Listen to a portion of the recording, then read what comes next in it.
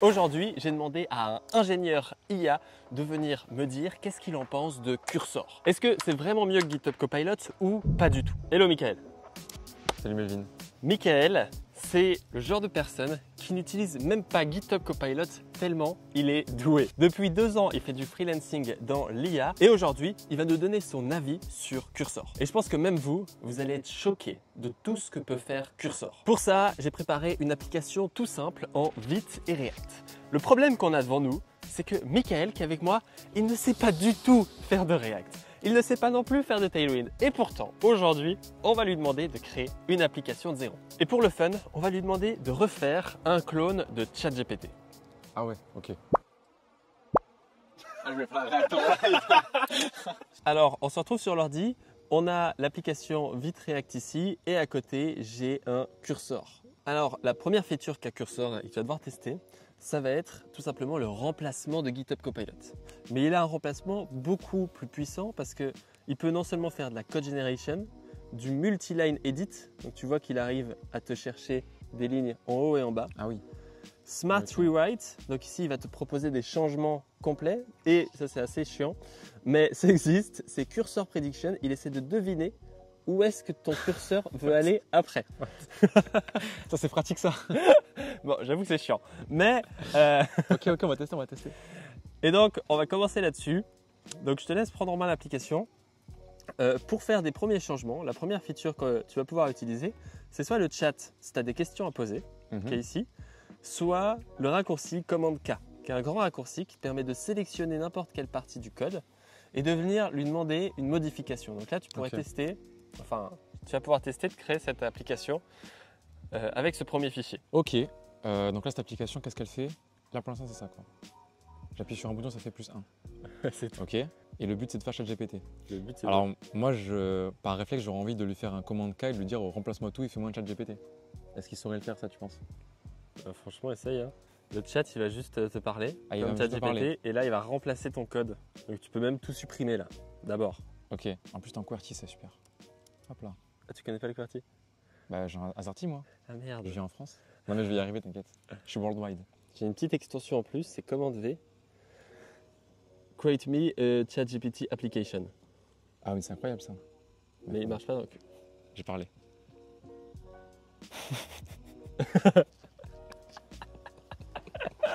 J'ai réact trop vite. Ah mais je peux passer du coup, c'est juste l'input. Oui. Ah bah c'est bon si ça n'a pas fait... Ok. C'est hyper rapide. C'est monstrueux. Ok, il y a plein d'erreurs. Et donc là je peux accepter, reject, et je peux faire d'autres versions j'imagine aussi. Ouais, tu peux.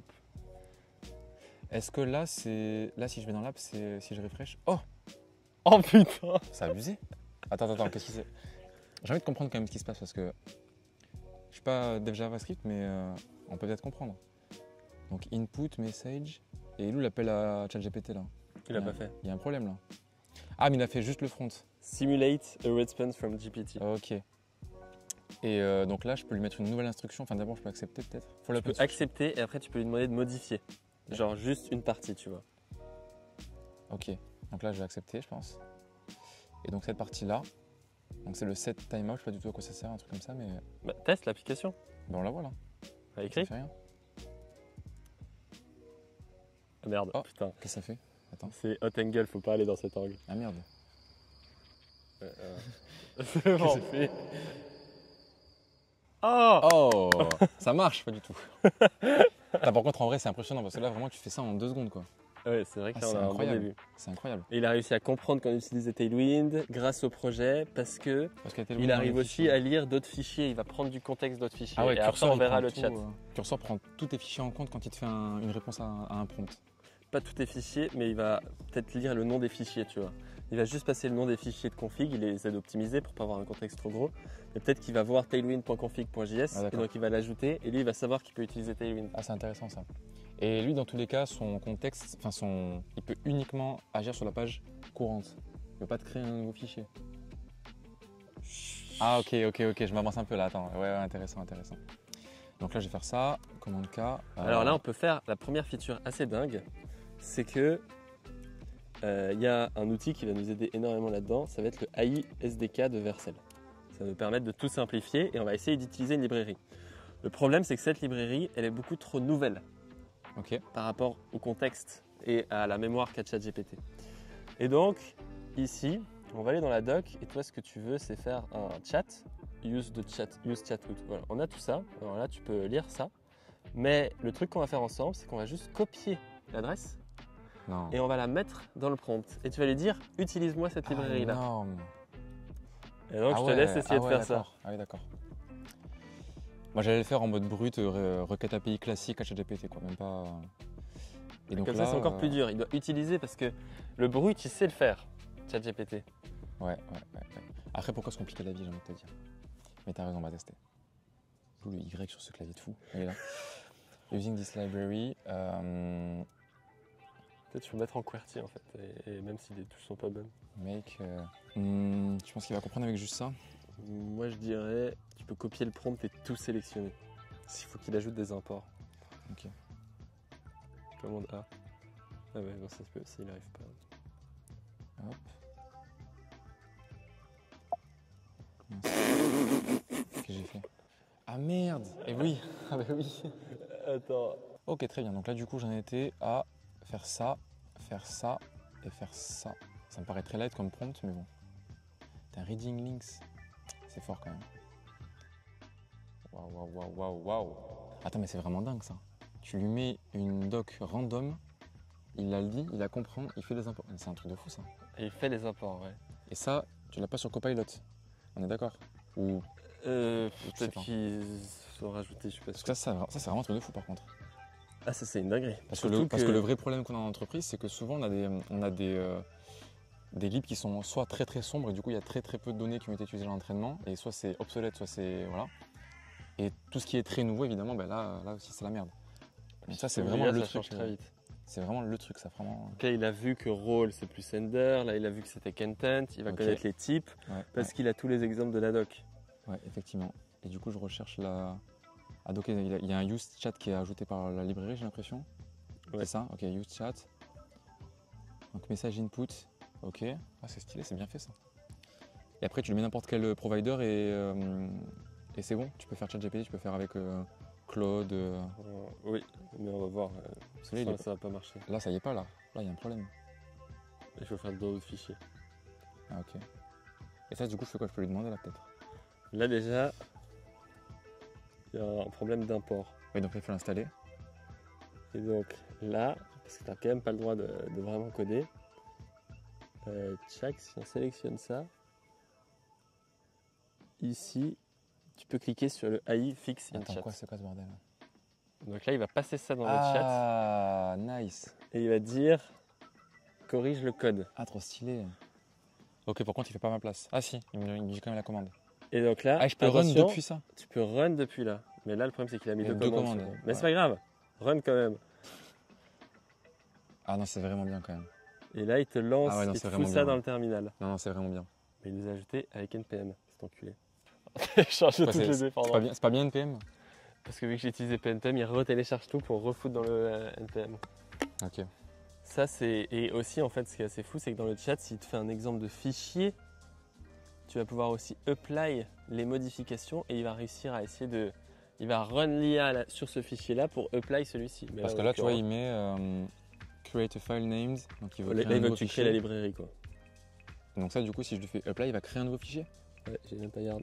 C'est parce qu'il a essayé d'installer Yarn en deuxième. Mais là c'est bon. Il y a l'import qui a été fait. Le problème c'est que là Ok. si on va voir la doc, il a manqué quelque chose parce qu'on n'a pas ce chat root qu'on a juste ici.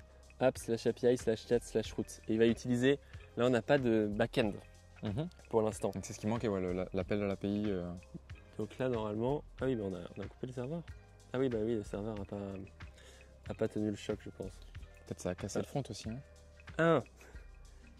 Ah bah là, comment est-ce qu'on fait? C'est quoi Z?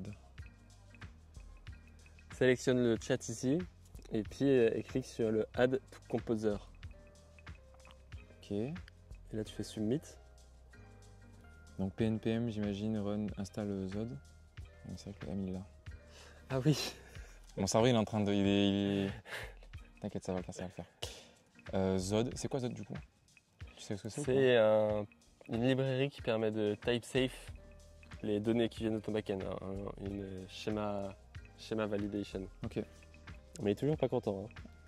Alors là, en fait, c'est très intéressant, c'est que je pense personnellement que le fait qu'on ait utilisé PNPM avant, ça NPM avant. Ah oui, mais non, c'est moi qui suis con. La vidéo de Google. Écrit node module. Node module. Voilà. Ça là. Enter. Ah ouais. Et fait P1, P espace I. Des commandes très sombres. Maintenant, on fait pdev. C'est bon là? Voilà, on a fait un détour pour faire un truc qui marche. Voilà. Wouh! Wow. Yeah! Par contre, ça marche toujours pas, j'imagine. Là. On va retester quand même pour la caméra, mais Non, ça marche toujours là, il se pas. passe rien. Là, il n'y a même plus le message de tout à l'heure. Après, c'est normal, j'imagine. On peut quand même voir ce qu'il dit, mais Ah non, il n'y a aucun call API, donc tu vas rien voir. Non. là, tu vois qu'il y a une 404 sur le chat. Il nous manque une query. Donc, c'est le fameux fichier qui manquait. Après, tu m'as un peu spoil. Moi, si j'étais vraiment nul, peut-être que j'aurais demandé au chat qu'est-ce qui manque. Est-ce que du coup, il a le contexte De Parce la que librairie. je lui ai mis la librairie sous forme de lien URL. Est-ce qu'il le garde ça en mémoire? Alors, Cursor a encore mieux. Parce que maintenant, on a ça et tu te dis merde, qu'est-ce que je dois rajouter? Quel bug on a? Donc là, tu vas pouvoir prendre la doc overview ici, comme on Ok. le sait, aller dans le chat et faire Donc, arrobase. ouais, arrobase, et là tu vas écrire AISDK par exemple. Et donc là, tu vois qu'il n'existe pas ce AISDK. Et donc Mhm. tu vas faire add new doc. Ok. Et donc là, tu vas coller la doc Ok. et tu vas faire enter. Et donc là, il va Ah indexer ouais. Ah ouais, non, c'est quelque chose, hein. l'intégralité de ta documentation. Ah oui, donc non, là, c'est quelque change chose. le nom, appelle ça AISDK parce que c'est pas Vercel. Et là, on va voir Ah ouais, non, c'est ouf. C'est ouf. Et donc, du coup, là, je peux lui faire un prompt par rapport à cette doc. Donc là, on voit qu'il est en train de charger la doc juste ici. Énorme. Et donc moi, tu vois toutes les docs que j'ai indexées juste ici. Et on va voir si on a fait la bonne URL ou pas parce qu'il faut encore qu'il arrive à trouver toutes les pages. Mais là, tu vas voir toutes les pages qu'il est en train Ça va apparaître en d'indexer. live là? Ah ouais, ah putain. Ah, il te fait un rag en live comme ça, tu t'as rien à faire. Et tout est en ligne, j'imagine? Ou il te fait des trucs en local, tu sais toi ou pas? Ça, c'est des questions de. Peut-être c'est des questions de geek hein, que je te pose. Hein. Alors, tout ce qu'il fait ici, c'est bien en local. C'est-à-dire que, C'est-à-dire que lui, le rag il est en local.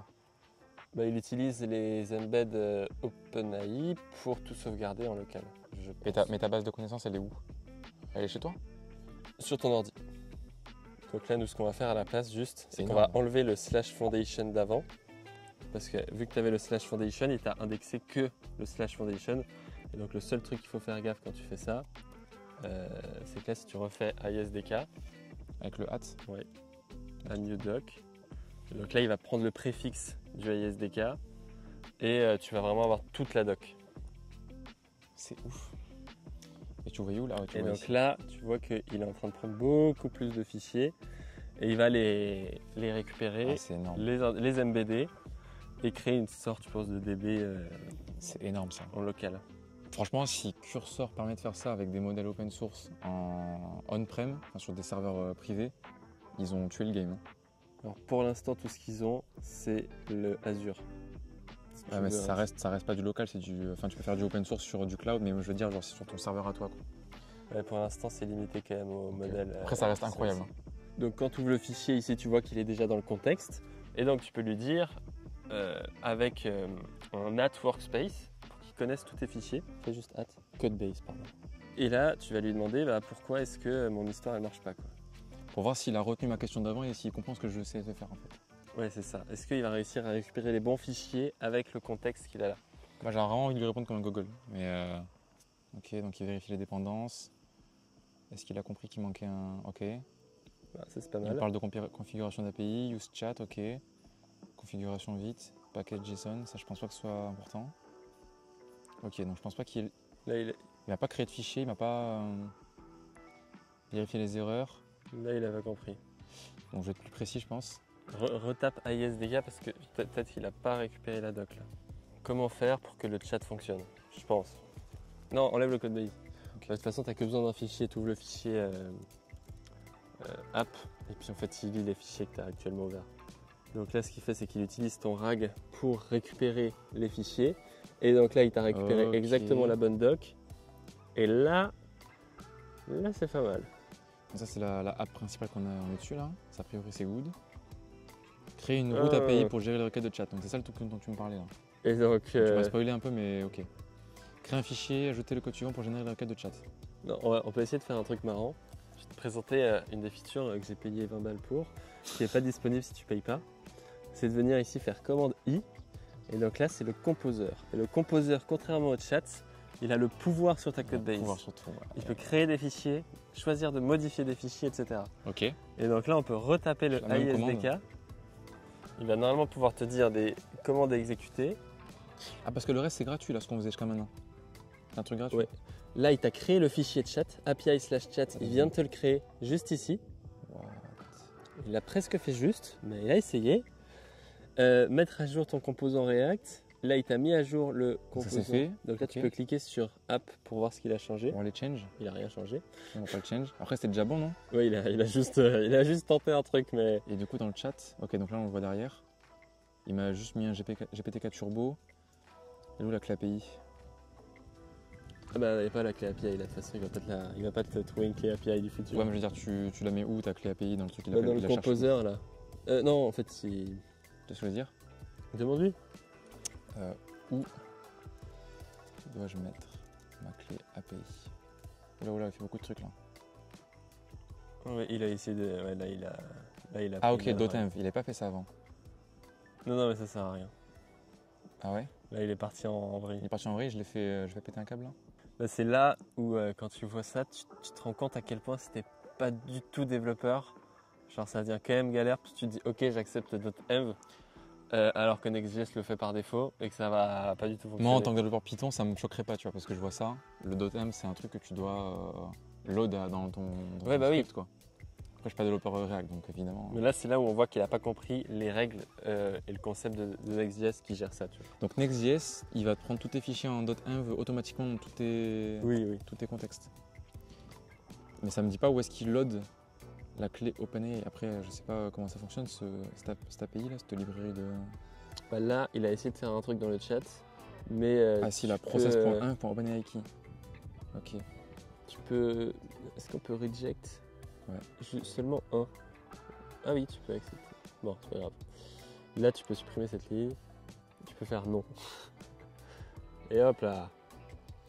Et donc, là, il va falloir ajouter la clé OpenAI. Donc déjà, je vais quand même te passer une clé OpenAI parce que là, tu vas pas pouvoir. Qui sera disponible en description pour tout le monde gratuitement. Et c'est Melvin qui va payer pour toutes vos requêtes. J'offre des clés API. Et il va falloir ajouter le .env. Alors, il y a quand même un mec qui t'a fait une indication. Avant, c'était dans le chat. Hein. Il te l'a quand même filé l'astuce. Ouais. Créer un fichier .env.local à la racine de votre projet. Ajoutez votre clé OpenAPI. Donc la racine du projet, c'est quoi la racine d'un projet sur un projet React? C'est genre vraiment la racine de la Ouais, racine c'est ou il y a une embrouille? Ok.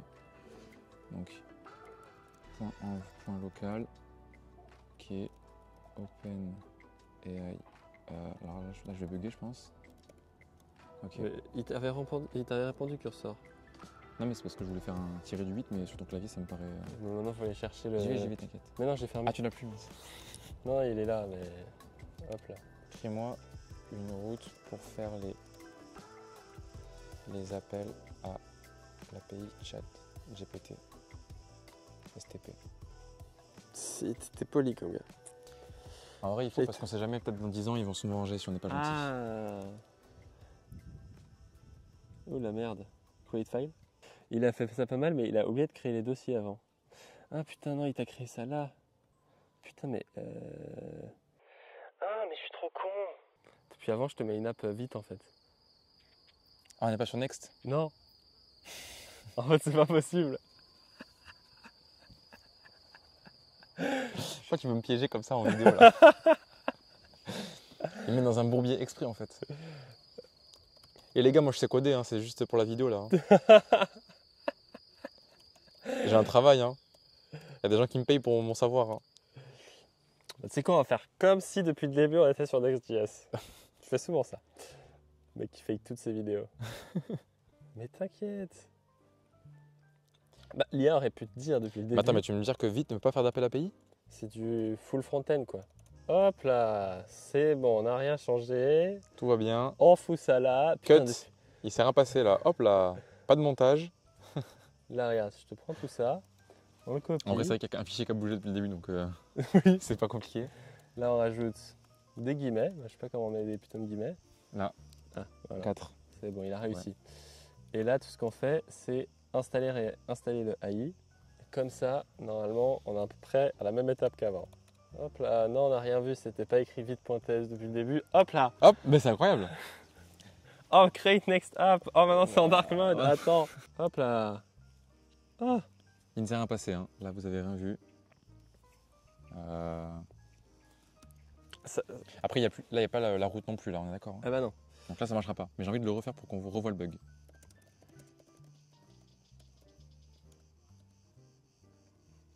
Ok, donc 404, ça marche pas. Et donc là, si j'ai bien compris, donc ça c'est quoi ces pages? C'est bien ça le route, hein. Donc hop, commande I, AI, SDK,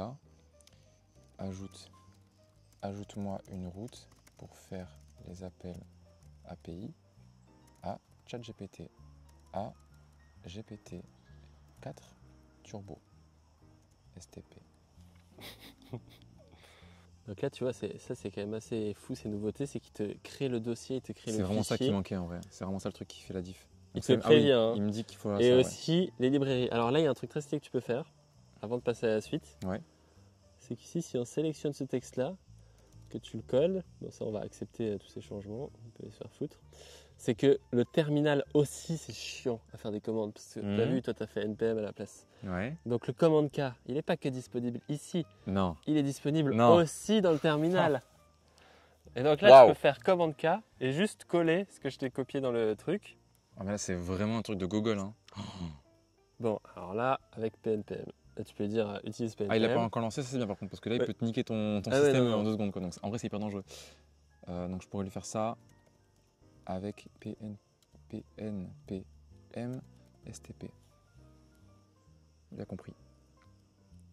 Alors ça c'est, alors je sais pas quoi en penser, tu vois. C'est pratique, mais c'est ultra dangereux. Puis là vraiment tu deviens vraiment un assisté du code. Là t'es vraiment un singe quand tu fais ça. Ça a marché? Mais j'avoue que je sais même pas ce qu'il a fait ici. Le list, j'ai jamais utilisé PNPM list. On peut tester là du coup, comment on fait pour savoir si ça a marché. Ça n'a pas marché. Sinon ça aurait dit ici dependency plus. Tu peux enlever tout ce qui est avant le avant le ou. Non, tu peux enlever tout ce qui est avant le ou là. Comme ça tu installes ISDK, Zod et là tu as téléchargé tout. Donc là dans route, il n'y a plus d'erreur quelconque. C'est dans quoi les routes? C'est API tu veux dire? Ah, route TS. Voilà. Ok, pourquoi c'est barré ça? C'est un truc de TypeScript de je sais pas quoi ou... C'est-à-dire que c'est déjà déprécié. D'accord, il le sait.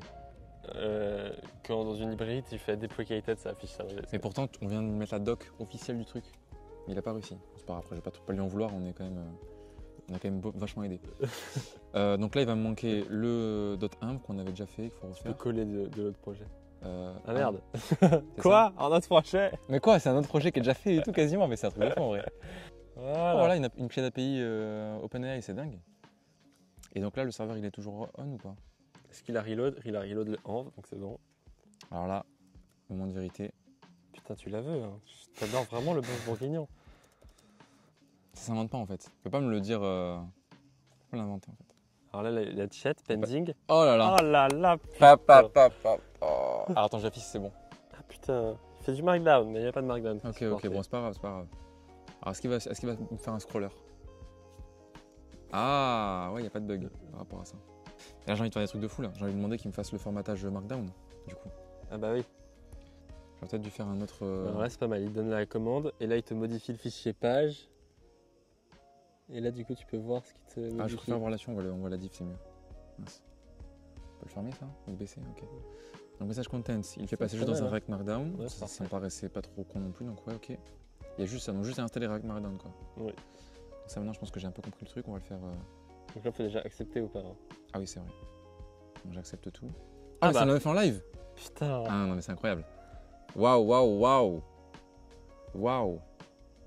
Et un truc que je voulais faire, oui, c'était le fait que je puisse appuyer sur entrée pour faire send.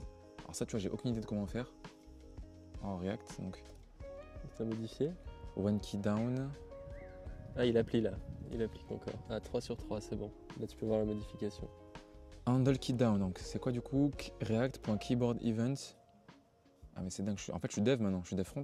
Oui, c'est vrai. Par contre, c'est quoi? C'est nouveau ça? Oui, il te l'a rajouté, mais apparemment, il aime pas trop. C'est bizarre, ça. Après, il m'a rajouté ça. Là, il te l'a rajouté il y a un petit moment. Et ça a pas bugué sur l'appli? Donc, c'est juste une prop sans trop, quoi. Tu rajoutes des données, mais il n'y en a pas besoin. Écoute, moi, je pose pas de questions. Je laisse faire. Le pro. Alors, donne-moi la recette. La recette de quoi? De la blanquette de veau. J'ai fait entrer. Vous avez pas vu la caméra, mais j'ai fait entrer. Ah oui, oui, il a fait. De toute façon, vous avez vu, j'ai pas cliqué donc. Non, mais c'est trop facile en fait. Donc, bon, t'as pas trop utilisé le cursor prediction, mais c'est pas très grave. Ah oui, C'est le un truc copilot, il sait où tu vas mettre ta souris après. En fait, c'est si tu voudrais faire des modifications tout seul, mais je pense que là, on n'est pas. À pas abuser, je suis déjà passé de rien à développeur expert en Vite, React, Next.js en même pas une heure. Ah mais c'est trop bien ça en vrai, franchement. Ça, c'est vrai que c'est assez fou. Mais j'ai hâte de à tester. voir les fichiers, etc. Ouais, pour, ouais.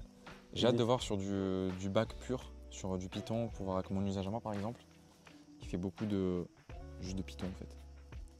Data science. Là, tu peux lui demander un truc sympa. Si tu lui dis, putain, le markdown il est dégueulasse là, il n'est pas très beau, tu pourrais lui dire, utilise Tailwind pour m'ajouter un style markdown, un style de texte, pour qu'il prenne les titres, que ce soit des beaux titres, etc. Ah, et pourquoi Tailwind du coup? Pourquoi il faudrait Tailwind? Parce que tu utilises Tailwind pour le style. Ok. Correction. Attends. Monte.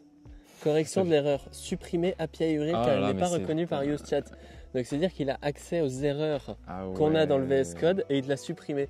Ajouter des classes. Voici les modifications. Prose. Et là, il a fait un truc intéressant. Ok, donc moi je vais rajouter prose. Le problème. Prose XL, SM Prose. Ça c'est que pour tout le content. Ouais, voilà. Vas-y, essaie de voir si ça va appliquer un changer truc pour tout en fait. Ça va appliquer un truc pour tout en même temps. Hein. Ça n'a rien changé. Après, est-ce qu'il faut peut-être pas que je rerun? Non. En fait, ça impliquerait qu'il décompose la réponse en plusieurs blocs et qu'il applique un style différent. Ou alors qu'il formate le markdown différemment. Bah demande qu'est-ce que c'est ça. C'est pas ce bordel. Au chat, demande-lui pourquoi il y a prose là. Mais pas lui, il fait des modifs. Alors le chat, c'est où? C'est là. C'est quoi ce prose? À quoi ça sert quoi? Tu sais pas pourquoi tu as rajouté prose. C'est quoi prose? React est une classe de la librairie. Ok. En fait là. Ça me paraît cohérent du coup par rapport à ce qu'on voulait, non? Oui. Mais le problème. C'est pas un markdown, c'est un HTML là ce qu'il me met comme truc. Oui, non, mais le React Markdown ça transforme en HTML. Mais le problème ici, c'est qu'on n'a pas installé la librairie, c'est ça qu'il n'a pas voulu te faire à faire. Laquelle librairie? Tailwind Typography. Ah, donc il faut installer ça? Merde, c'est ce que j'ai fait là. T'as dupliqué le terminal. Oh fuck. Tu peux cliquer sur une poubelle. Tu n'utilises pas VS Code en fait dans ta vie. J'utilise pas ça. Moi j'utilise le terminal à côté toujours. Ah, okay. Jamais le terminal de VS Code. Pour moi, c'est le terminal, il est trop cheap. Il me paraît pas fiable. Moi, je veux un terminal à côté, je fais ce que je veux avec, et pas de problème. Celui-là, tu fais ce que tu veux avec. Hein, ouais, mais je sais pas, il y a un feeling. Pour moi, c'est un terminal de Wish un peu. Je sais pas pourquoi, j'arrive pas, j'aime pas. Le problème aussi, c'est que beaucoup d'entreprises sont sur Windows, et du coup, les terminaux Windows, c'est une galère à gérer. Donc, il faut vraiment ton truc à côté, ton Git Bash ou un truc comme ça. Donc là, j'ai typographie. Allez, on va tester. Attends, mais tu lis même pas tout le chat. Non, je vais tester tout de suite, moi. Config.js. Alors ça, je comprends rien, moi, les trucs comme ça. Là, il dit, va dans le fichier tailwind.config.ts. Ouais. Hop. Et là, tu t'en bats les couilles, tu cliques sur Apply. Ah, ça, c'est bien, ça. Ah, c'est stylé. Hein. Ça me va. Ça, tu vois, si tu payes pas, tu peux pas faire ça. Ah merde. C'est des enculés. Mais tu copies-colles dans le fichier, quoi. Oui. Et ça, c'est dans quel fichier qui veut que je fasse ça? C'est le même? Utiliser la classe prose. Bah, c'est bon, ça, tu utilises déjà la classe prose. Après, il n'y a pas de... Ah, ça a changé le rendu, là. Ça a changé le rendu, j'ai l'œil. Bah, du coup, je vais demander une autre recette. Donne-moi... Le Enter qui fonctionne. Ah, tu vois, là, c'est un peu mieux, quand même. C'est un peu mieux. Là, franchement, j'arrive bien à comprendre la recette. Alors qu'avant, c'était bof. Ah oui, avant, même avec le Markdown, avant, il n'y avait pas les titres. Avant, on comprenait pas ce qu'il fallait faire. Et là, on voit même pas les dots, mais je pense qu'il y a des dots qui sont de la même couleur que le fond ici. On voit le 1. Donc on a fait le chat code based on swear pour te montrer un peu les figures. Il y a reference sur code. Donc nous, on n'a pas assez de fichiers ici. Mais en fait, tu peux ajouter autant de fichiers que tu veux dans le contexte. Et donc là, quand toi, tu fais de la code generation, des fois, moi, quand je travaille sur des applications avec 1000 fichiers, j'ai besoin de lui-même, moi-même, des fois lui dire quel fichier il va utiliser. Ou des fois, je vais lui dire, crée un formulaire en te basant sur ce formulaire-là. Comme ça, il a un taux de réussite de 90%. Alors que si je lui dis juste crée-moi un formulaire, il va peut-être pas prendre le fichier que je veux précisément. Je vois l'idée, ouais. Tu peux importer des images directement dans le chat. Des images de quoi? Tu fais un screenshot de... Genre une vraie image, pas une image Docker. Genre on parle d'image, un truc visuel quoi. Image Docker, exactement.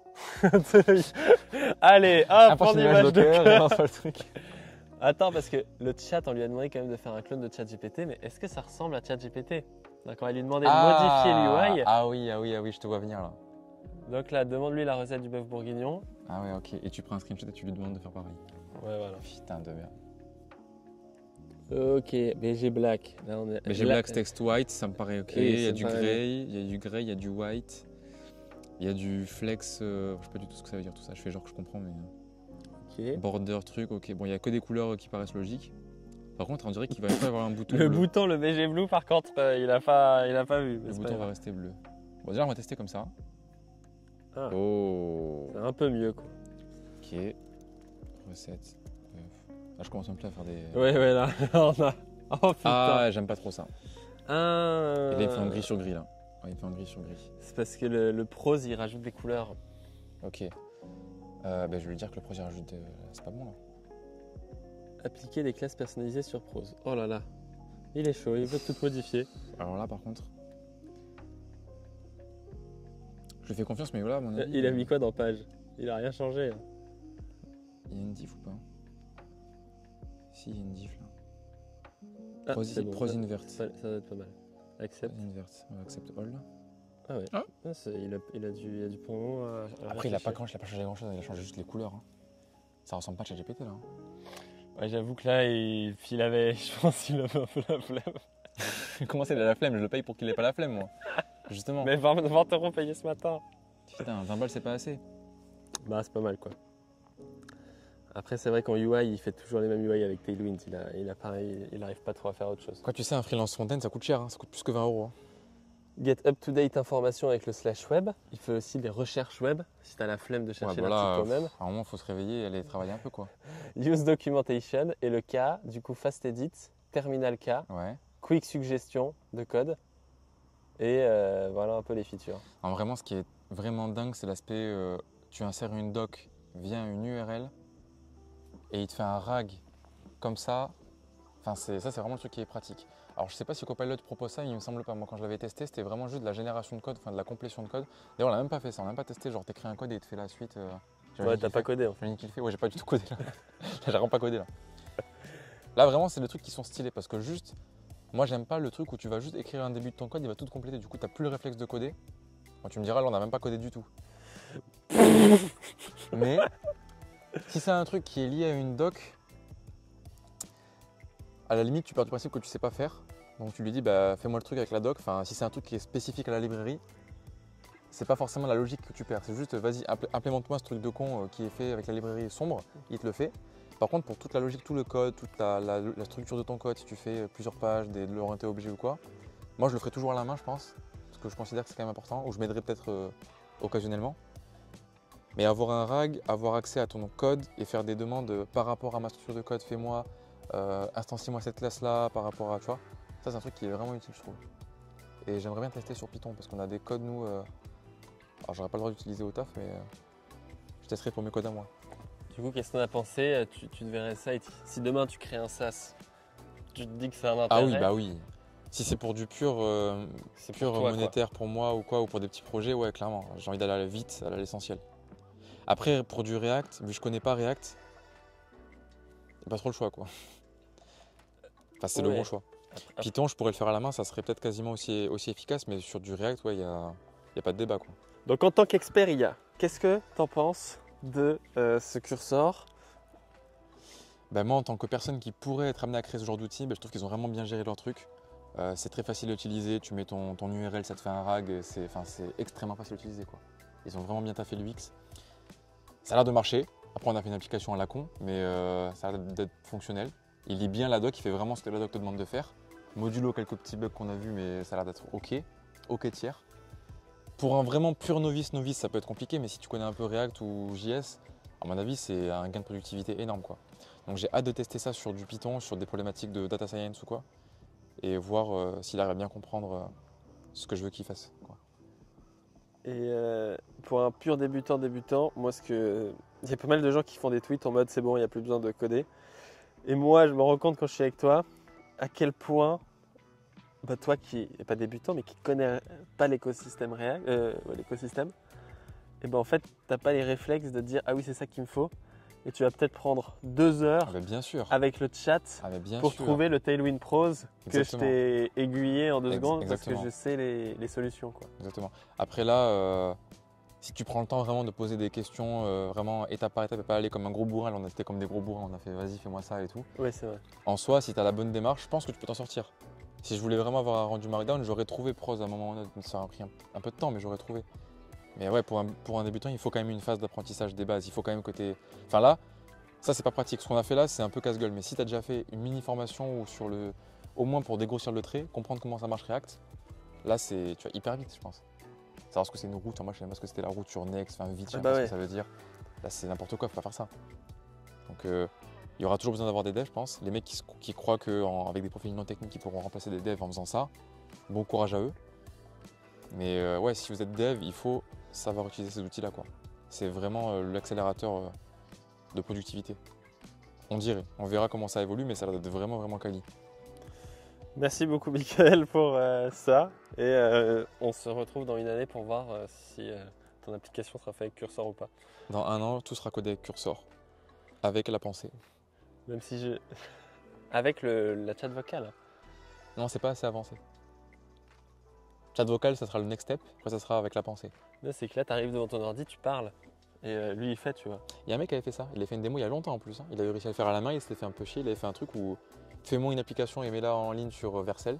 Ouais, t'as peut-être vu. Je vois ce gars-là. Il fait que des trucs comme ça. Fou comme ça. C'était impressionnant. Mais quand tu restais chez toi, ça marche jamais aussi bien que chez lui. Bien Donc sûr. je sais pas ce qu'il fait, mais Évidemment. C'est ça qui monte pas aussi. c'est ça qui monte pas les 25 fois où ça n'a pas marché. Exactement. Pour la seule fois où après avoir mis tous les paramètres qu'il fallait, d'un seul coup ça marche du premier coup et là il filme. C'est ça. Bref, merci beaucoup Michael. On se dit à bientôt. Si vous voulez retrouver Michael sur sa chaîne YouTube pour devenir freelance, bon, il va pas vous apprendre à faire du React, mais il peut vous apprendre des trucs quand même. À faire de l'argent, c'est encore mieux. Je vous mettrai le lien de sa chaîne en description et son Twitter. Comme ça vous retrouvez le boss. Allez, ciao, ciao. Ciao.